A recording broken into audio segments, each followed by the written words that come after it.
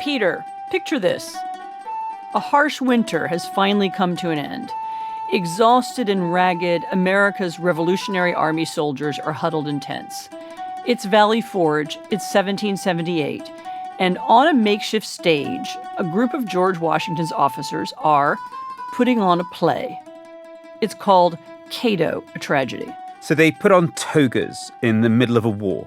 History does not record what costumes they wore, nor why exactly they were putting on a play at that particular moment. We do know it was one of Washington's favorite plays. It was very popular in colonial America. It tells the story of the end of the Roman Republic, a democracy in its time, which was destroyed by a dictator, Julius Caesar. So basically, Washington and the founders, their vision of the end of democracy was to be a dictator, taking the capital by storm and grabbing power. Every generation has a vision of how democracy dies, and this was theirs. I mean, today, when I'm in America, I hear a lot of references to the Nazis are coming, the fascists are coming. You and I have both lived in countries that became more autocratic over time, meaning that the leader or the ruling party usurped more and more power, eliminating checks and balances. And we both know that this doesn't necessarily look like stormtroopers marching in the streets. And it happens sort of slowly, almost imperceptibly, like mold eating away at a building. And it's these little things that actually show you that you're going in the wrong direction. Things become even more dangerous when people are sick of the political conversation and just want it to end, and they want someone to come along and end it. I'm Ann Applebaum, a staff writer at The Atlantic. I'm Peter Pomerantsev, a senior fellow at the SNF Agora Institute at Johns Hopkins University. This is Autocracy in America. In this podcast, we are not talking about some distant, dystopian, totalitarian state. This is not a show about America's future. It's about the present. There are authoritarian tactics already at work in America, eating away at the guardrails that prevent a leader from usurping power. And we're going to show you where. Look at what we have already. Widening apathy, politicized investigations, the embrace of the strongman cult. And in this episode, psychological corruption. Peter, when did you start to see things in the United States shift away from a democratic culture? Look, it's a slightly personal issue for me. My parents were Soviet dissidents in Soviet Ukraine, where I was born. They were arrested by the KGB. We were exiled in the late 1970s. I was still a baby at the time. And after the fall of the USSR, I went and lived in Russia, in Moscow, from 2001 to 2010. That was the first 10 years of the Putin era. And in that time, I saw Russia degrade from a really rotten democracy to a really aggressive dictatorship. And I actually remember one moment quite clearly. This must have been still during the Obama era. I was visiting the US on holiday or for a work trip or something.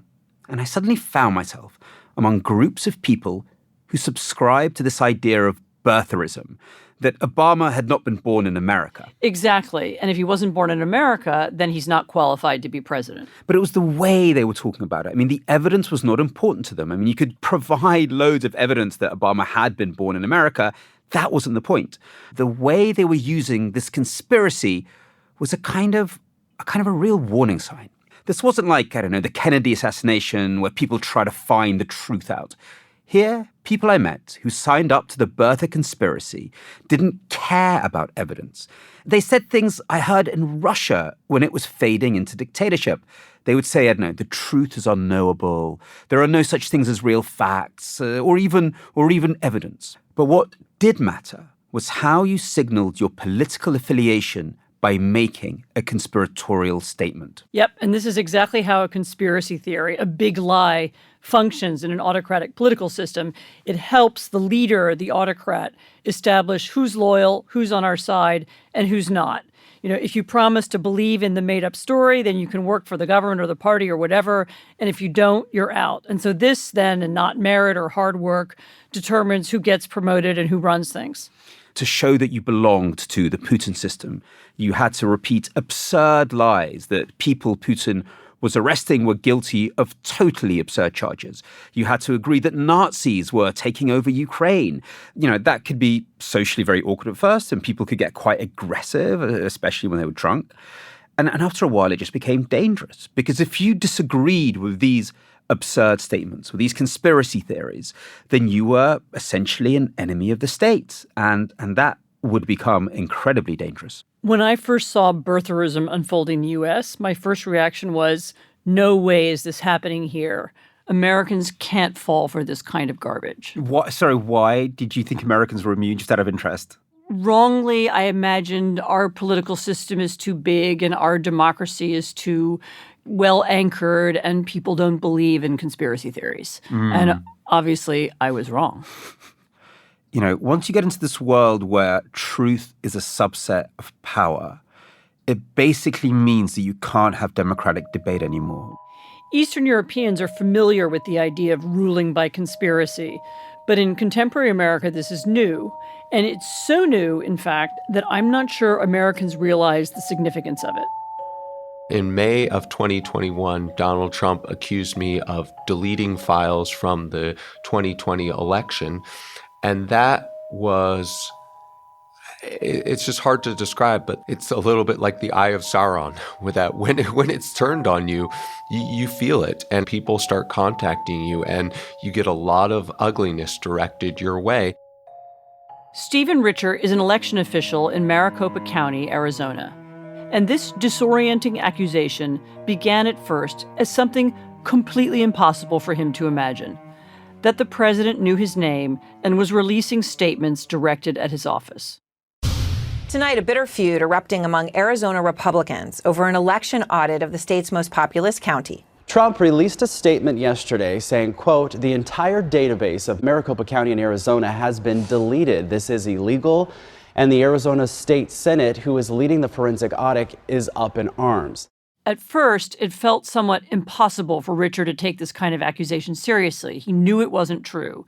He could see all the files on the county computers every day he went to work. They hadn't disappeared at all. In response, Republican recorder Stephen Richer sent out a tweet saying, quote, "Wow, this is unhinged. I'm literally looking at our voter registration database on my other screen right now. We can't indulge these insane lies any longer." And then these claims started to take hold with other big players in the Trump circle. Christina Bobb from One American News Network was here. The Stop the Steal candidates throughout the country would come into Arizona and almost pay pilgrimage, pay homage to that production. And were the attacks on you, what were they accusing you of doing? Everything from rigging tabulation equipment to falsifying evidence to deleting electronic files to, turning my back on my people to not maintaining proper chain of custody. The breadth is really breathtaking, and it's some of it is quite imaginative, and never in a million years would I have thought that somebody would have accused me of shredding ballots from the 2020 election, feeding them to chickens, and then burning the chickens to cover the evidence.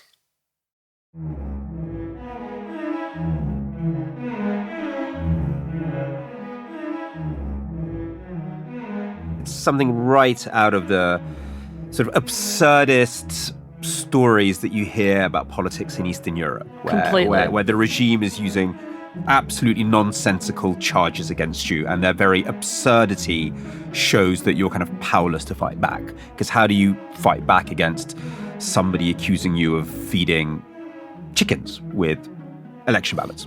Right. This was a kind of archetypic absurdist thing that happened in communist Poland or communist Czechoslovakia. You would be accused of something ludicrous or ridiculous, and there would be no way to defend yourself. But the whole system would somehow take it incredibly seriously. You can't actually fight back against absurdity. It's actually let me put it differently. It starts off funny, and then it becomes really creepy. I kind of always thought, just like you did with birtherism and with conspiracy theories, that in the US, false accusations would be quickly knocked down by the press, but just by the system that is, at the end of the day, grounded in some sort of rationality. Or at the very least, I kind of thought that somebody like Stephen Richer, who, well, let's put it very basically, is a white election official, not a particularly vulnerable member of society, that they would be able to defend themselves pretty easily against blatant lies. But that is not what was happening at all.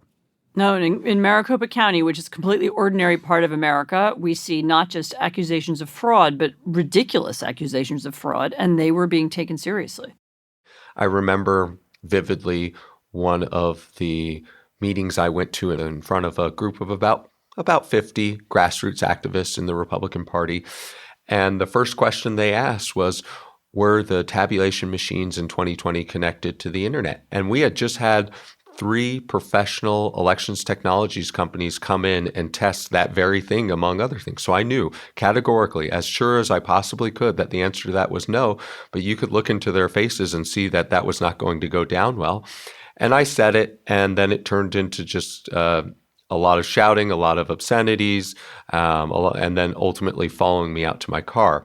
It got personal, and it got much worse from there. A man from Missouri made a phone call telling me in no uncertain terms what he thought of me and what he was going to do because I had said that President Trump's comments were unhinged regarding his allegations that I had deleted the files. And do you think that the people who criticized you or attacked you, do you think they believed Trump, or were they, had they departed already from any idea of reality, or was it something they said for political reasons? The politicians say it for political reasons. I think the people online and a lot of the people from the Republican grassroots of Arizona who email me really believe it. And it conforms to what they want to believe about the world, which is, I think, a real victimization right now and an explanation of how they lost in 2020 that isn't simply more Arizonans voted for Joe Biden, because I don't think they want to embrace that possibility. And it's incompatible with the world that they see around them when they go to Trump events and see Trump flags and their neighbors voted for Trump. It appears to be official. Arizona's Attorney General has opened an investigation into the 2020 presidential election. Former Maricopa Mark County Brnovich reporter was somebody that I was on friendly terms with, and he had told me that he knew it was all nonsense, but we moved more and more apart as he continued to indulge it. And then in the late months of 2021, he launched a criminal investigation into the 2020 election over 6 months. So, Anne, how did we actually get here? There's a statement from then President Trump, then there's pilgrimages from national figures to Maricopa County. Exactly. This is where rumors and talk transformed yet again, not just into dramatic pilgrimages and pressure campaigns, but now into an actual criminal investigation by the Arizona Attorney General. He committed 10,000 man-hours to investigating it. It is especially scary to think that somebody who is willing to indulge these delusional beliefs could have been the chief prosecutor for the state of Arizona. And I just can't help feeling there's a bigger story here. It's not about just what happened in Arizona. It's about how did something so unhinged, something so absurd, become so normalized in the Republican Party? There are a lot of people, including a lot of Republicans, who are trying to understand that. That's after the break.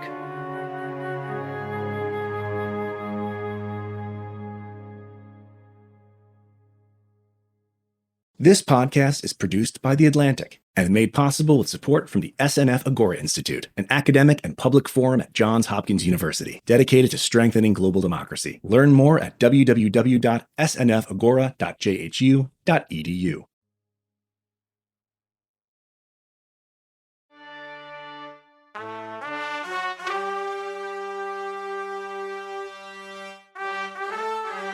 Peter, Adam Kinzinger is a former Republican congressman in Washington, where a lot of examples are set that then trickle down to state and local politics. Kinzinger was in office from 2011 to 2023, and he saw the changes in the party as they were happening, and he played along with them a little bit himself, at least for a while, before changing his mind completely.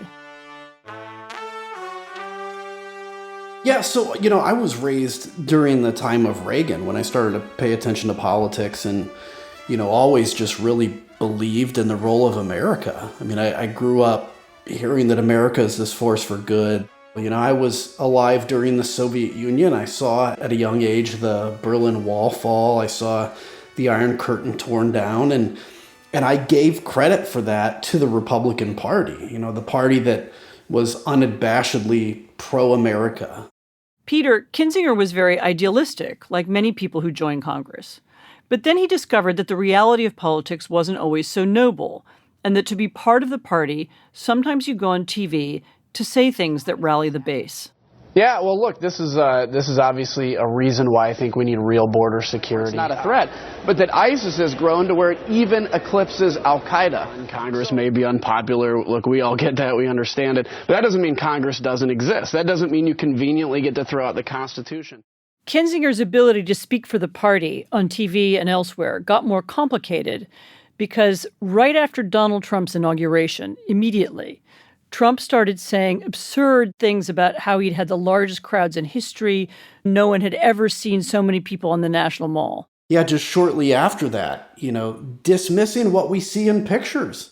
The pictures showed that it wasn't a very big crowd out there. So he was sort of saying that to be part of his group, part of this new political in-group that rules the country, you've got to repeat these absurd statements. And that will show that you're one of us. Exactly. And in this case, it was ridiculous. I mean, who cares how many people were at the inauguration? But he insisted that his press spokesman get the National Park Service to lie about how many people there were. Because only through forcing people to lie, forcing institutions to lie, could he prove their loyalty. And this is another classic piece of authoritarian behavior. Authoritarianism doesn't start with something huge. It's like taking or giving a tiny little bribe, $5 or something. It doesn't sound like a big thing, but that's it. You're hooked.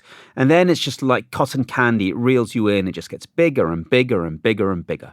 Right. So all the while, Adam Kinzinger was increasingly forced into a kind of mental gymnastics. He did, for a while, continue to go on TV, speaking for the GOP on issues that he cared about, but without fully aligning himself with the commander-in-chief. I agree with what the president's saying about Iran. I think him pulling out of the nuclear deal was huge. Iran has, by the way, about 40,000 troops in Syria. Obviously, I think there's some things I wish he wouldn't put on Twitter. But when it comes to some of these issues, like with North Korea, I think there's benefit in that. What the president wouldn't do is show any kind of division with his intelligence chiefs. I think it's not beneficial for us. It's not beneficial for our presence on the world stage. If you disagree with you can really hear Kinzinger trying to find a way to be loyal to his party and yet keep his integrity and criticize the leader. And he continued to try and find that balance, but he found less and less camaraderie among members of his party, especially as the investigation into President Trump's ties with Russia began. This was during the Russia investigation. This person, who was, all I remember is they were a sane, rational person, just said, yeah, but I think the Democrats are making this up to go after him. I remember specifically thinking, that that's not true. But then I started to understand, you can convince yourself of anything. If you have to rationalize your behavior, you can convince yourself of anything. So if you know that you have to defend Donald Trump, despite his ties to Russia or his sympathy to Russia, if you know that, and that's hard for you to do, but you can convince yourself that the Democrats are making this up. You can start out double speaking and saying one thing to one group and another thing to another, but eventually even the leaders, even those pushing out the false narratives, eventually they get corrupted too and they believe their own garbage, and that's a very dangerous moment. It's a dangerous moment and also sort of the infection of mental corruption spreading. I saw the same thing happen in Russia as it tipped into being a full-blown autocracy. It was around 2014. I remember the moment very clearly. Russia had just invaded Ukraine. And people that I knew who worked in state media and the bureaucracy, who'd always been like so cynical, sort of smirking when they repeated the government's lines, signaling that they knew that all the propaganda was a stupid game, that they were just playing along. Suddenly, when the war started, they had this completely blank look and this total seriousness as they repeated the government lies that the revolution in Ukraine, which was this incredible act of heroism by the Ukrainian people, was, all a CIA plot. I kept on looking for their old smirk, the little glint in the eye. But suddenly they were just delivering it like zombies. Something had changed. They knew now that they had to inhabit these lies fully if they were going to survive in a new paradigm. And this vulnerability to mental corruption is very human. It's just like what happened in 2015 when the plane crash conspiracy theory in Poland started to take hold. This is the plane crash conspiracy that the former government had actually been brought down by... The president's plane crashed, carrying a lot of military and political leaders. And plane crash was an accident. It was extensively investigated. The black boxes were found. There had been a pilot error. But then the late president's brother, who was also the leader of what was then the political opposition in the parliament, began claiming that the crash was deliberate. Maybe it was caused by his political rivals, maybe by the Russians. A lot of people dismissed this. There was no evidence for it. But once there had been a change of power, once the president's brother's party was in charge of the government, the conspiratorial party, then all kinds of people suddenly thought, well, they won. They must be right. The conspiracy must be true. And even if it's not true, it's in my interest to repeat it. And then they began to repeat the same lies as the people in charge. Truth, and I'm saying that in inverted commas, becomes whatever the powerful say it is. I'm often asked, do Russians believe in all the lies that Putin's propaganda says? And it's completely the wrong question. Completely wrong. Exactly. It's the wrong question because, if you think about belief as something, a set of beliefs that you've thought about and you've worked out and you've decided that represents you, these are your thoughts, what you stand for. That matters in a society where your opinion matters. But here, it's the other way around, You say that which marks your belonging in order to sort of feel some sort of psychological comfort. But if tomorrow the line changes, well, then you'll believe that. You look at Nazi Germany and you're like, how could an entire population of Germans do what they did? And I understand it now. Because if you're living in an environment where there's so much pressure, you can convince yourself of anything. Now, I'm not comparing Republicans to Nazis, but I can see now how when that pressure is so intense, you can convince yourself of anything simply to survive. I have come to believe in my life that people fear more than they fear death. They fear not belonging. I think there are more people that would step in front of a train to save a child than there are people that would be willing to leave their party and be an outlier.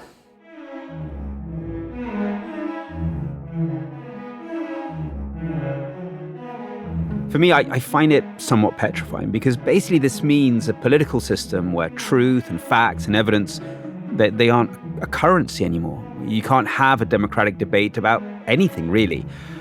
What Adam Kinzinger is talking about here, it's a very, very anxious moment. And I'm not quite sure how you go back from that moment.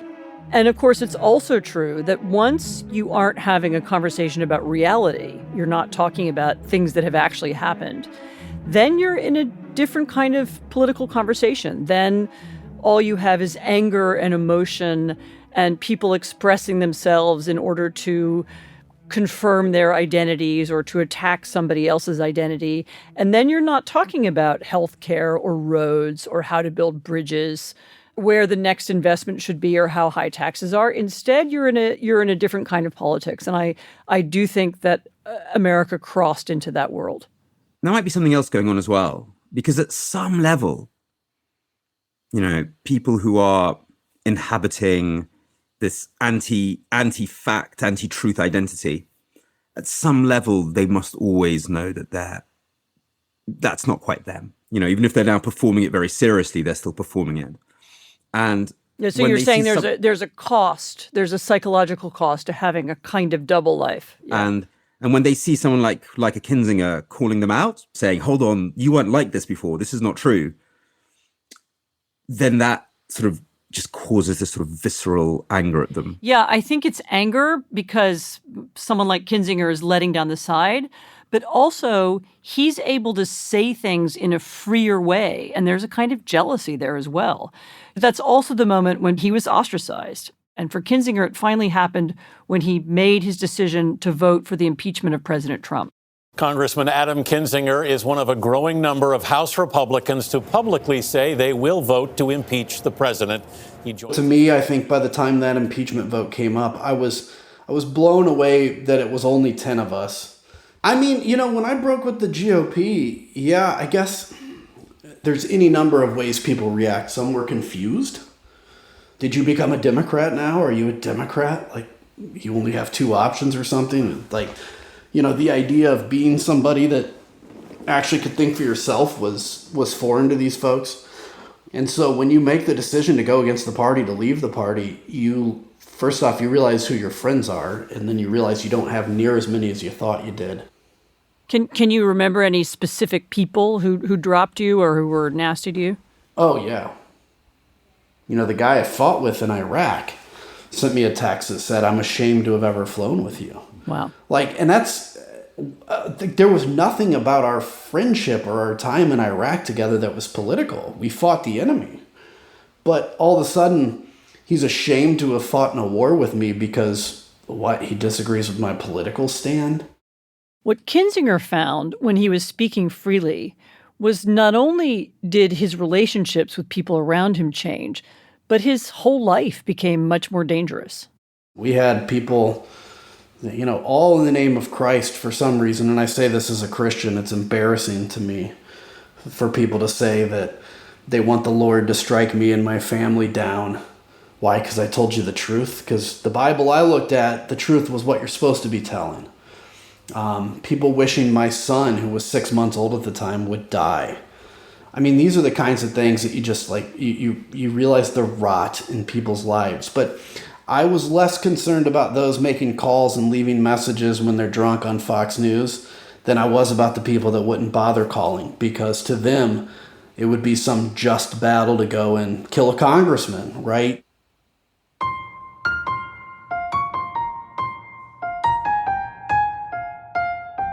And I mean, it's kind of extraordinary in all the worst possible ways. A U.S. congressman in the United States of America who's afraid that he'll be murdered because he refused to go along with a set of utter lies about the 2020 election and the assault on the Capitol. And one has to feel for Kinzinger and kind of admire him. But he was experiencing these threats at a really high level. And I can't forget about the story we started with in Maricopa County in Arizona, Stephen Richer. In a sense, he was far more vulnerable there. And he and his team were having the full weight of the Republican law machine come down on them. I asked Stephen Richer to talk to me about that. How did this impact your day-to-day life? Did your commute to work change? Did you think differently about trips to the grocery store, anything like that? We took certain precautions at our homes. We built a new security system, and security just got baked into the elections administration puzzle so much more, such that all of our facilities are just very secure facilities now. I would say the biggest impact it's had is just where I go. I don't put myself into some of the places where, quite frankly, I feel I need to be speaking because they need to be hearing some of this. Places where it's just, I don't know if it would be smart, and it certainly wouldn't be fun. Meaning places where there are Republicans? Like the grassroots groups, where it's a gathering of 50 plus of people who are, they're angry. They're angry about life. They're angry about the world. They're certainly angry about the 2020 election. And certainly a lot of their anger has been directed towards people like me. Not all this anger just stays in people's heads. You have the attempted murder of Congressman Steve Scalise in 2017, the plot to kidnap Michigan's governor, Gretchen Whitmer, in 2020, a gunman outside the home of Supreme Court Justice Brett Kavanaugh in 2022, and also in that same year, a man broke into Nancy Pelosi's house, intending to kidnap her, and wound up smashing her husband's head with a hammer instead. And then, of course, this summer, a 20-year-old in Pennsylvania tried to kill Donald Trump at a rally. The bullet grazed his ear. But all of these examples involve big names, congressmen, Supreme Court justices. In Arizona, we're talking about local government workers. This is a county election office. And yet Richer and his team in 2021 are being questioned and harassed and threatened and even investigated by the state's attorney general under pressure from the president of the United States. And this was really hard on Richer's staff. There's a number of people for whom this was a job. And they found it on a county website, and they like the people that they're working with. They like that it's consistent. And it rattled quite a few people. Some of them would come to me just alarmed. Am I going to be arrested? And I didn't do anything. And this is a really important moment when it's not just about conspiracists believing their own reality. They start to force it onto other people. People start feeling really awkward and guilty and start internalizing the guilt. I mean, a bit of your brain starts going, well, did I do it? What if they're right? What if 2 + 2 really equals 5? What's going on here? It's unsettling, and people talk about it years later and don't always recover. I mean, the moment when they were afraid of being arrested for some absurd political claim, the moment when they were forced to say something or do something they didn't believe. These are moments when you suddenly feel a sharp break with what's supposed to be normal and what life is supposed to be like. Look, let's be frank. People get accused of murders they haven't committed. I mean, there's all sorts of horrible things that happen, even in the most, advanced democracies. So these things happen. What's happening here is a political attack on one of the institutions, the Electoral Commission, that is meant to guarantee the facts of our democracy. So it's a sort of strategic attack on the infrastructure of reason that supports a functioning democracy. Well, the infrastructure of reason is still standing in Maricopa County. The Kafkaesque investigation into Richer ended, and the Attorney General in Arizona is an elected position. A Democrat now holds the job. For almost a year, the state's top prosecutor concealed his own investigators' reports that would have showed Arizonans that there was no evidence of election fraud in 2020. Now that Republican Attorney General Mark Brnovich has left office, his Democratic successor, Chris Mays, released the reports today. Team 12's Bram Resnick is joining us in studio with more on these bombshell reports. Bram? Yeah, keep in mind that former Attorney General... This slew of prosecutions and personal attacks has a very direct consequence on democracy. It means that ordinary people just don't want to be part of it, don't want to work in these jobs without which democracy doesn't actually happen. I asked Stephen Richer what he's doing these days in order to recruit and rehire at the county clerk's office. I tell them you get a front row seat to history. I tell them that 10, 20, 30 years, whatever it is from now, this will be a chapter in American textbooks. And for whatever reason, of all the bars in all the towns in all the world, Maricopa County figures in prominently to this conversation, and our office figures in prominently.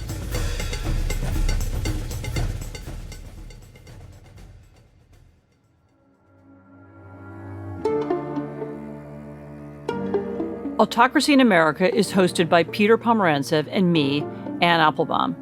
It's produced by Natalie Brennan and Jocelyn Frank, edited by Dave Shaw, mixed by Rob Smirciak. Claudine Abaid is the executive producer of Atlantic Audio, and Andrea Valdez is our managing editor. Autocracy in America is produced by The Atlantic and made possible with support from the SNF Agora Institute at Johns Hopkins University, an academic and public forum dedicated to strengthening global democracy through powerful civic engagement and informed, inclusive dialogue.